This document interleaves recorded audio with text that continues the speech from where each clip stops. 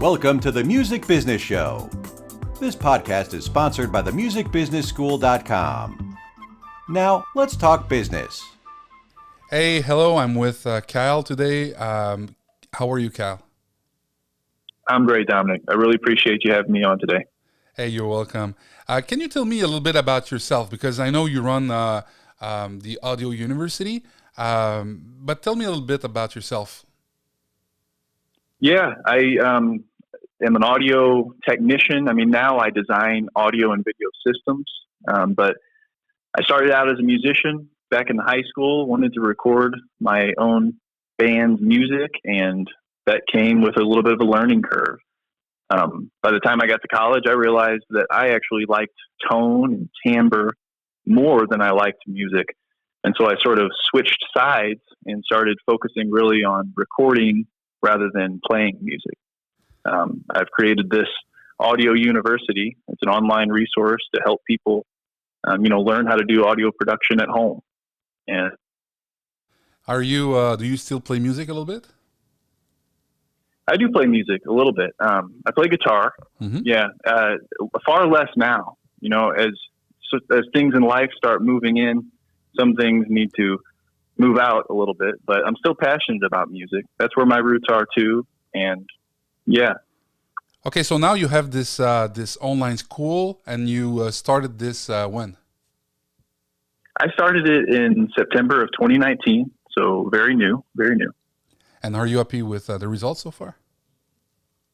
I am happy. You know, I started with really no expectations, answering questions that I thought no one would be looking for. But then, after a few months, you see hundreds of people are wondering about that thing, and it just really makes me amazed at the modern world and how many people have the same questions, even though they're such small questions sometimes.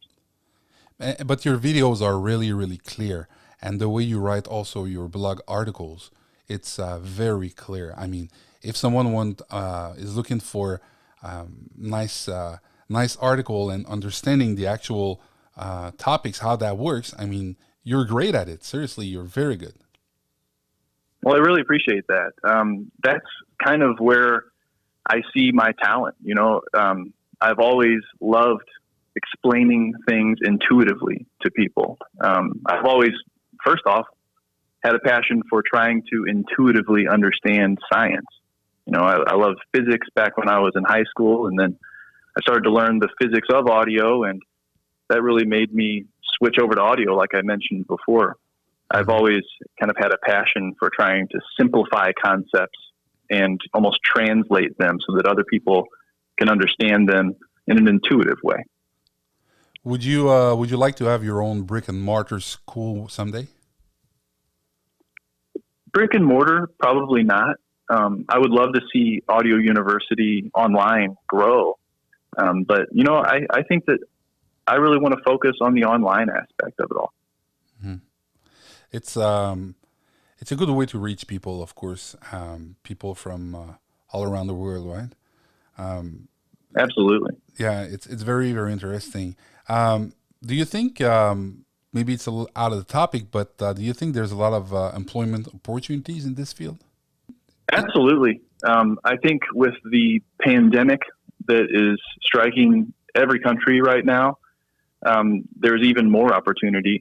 I know it doesn't exactly relate to the music business school, but there are more audio jobs other than just music-related audio jobs. And that's kind of one thing I want to help aspiring audio engineers realize, is that learning sound applies to remote conferencing, like we're seeing a huge influx and rise in right now, just as much as it relates to music.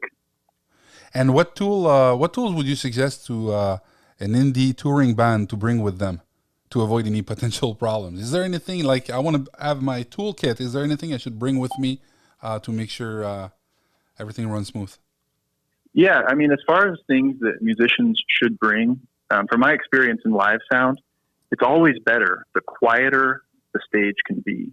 And so if you have an amplifier blaring loud and you add to that the fold back monitors for the musicians to hear themselves, and those are really loud too, it sounds worse and worse for the audience, the louder it is on stage. And so if you have an IEM rig, an in-ear monitoring system, that can make a world of difference, not only for your comfort on stage, being able to hear all the other musicians, but it also makes the sound of the performance sound a lot better for the people listening. Wow, thanks for the advice. Very interesting. You know what? I was reading on your website the mission statement, and I actually like the first sentence. The best way to become powerful in the professional audio industry is to learn the basics. This is amazing. It says it all, right? This is what it is. Yeah, absolutely. Honestly, you give me chills because I'm just really passionate about that. That's really the root inspiration for creating Audio University. You look online, and there's a lot of great information about how to mix drums and how to record vocals. But what you don't see is really what I believe is the most important thing, which is just the basic universal concepts that underlie everything. Mm-hmm. Yeah, and honestly, this is the same thing in many fields, right? People, they all want to be I like agree. the greatest cook ever, but they don't know how to start with the basics. In music, people too often resist the basics, the music theory, and they just want to play with their heart. It's the same in audio, though. If you learn the basics, then that allows you to more freely play with your heart or adapt to situations and use improvisational skills, because the basics are second nature and you can use them at your will a lot easier. Audio, is this a field that is constantly changing? Like, because I think it's related to electronics as well, right? So do you have to keep updating yourself all the time? Absolutely. Yeah. Equipment is becoming more and more accessible to everybody. As you know, we've seen this over the last 20 years. That's what got me into this field.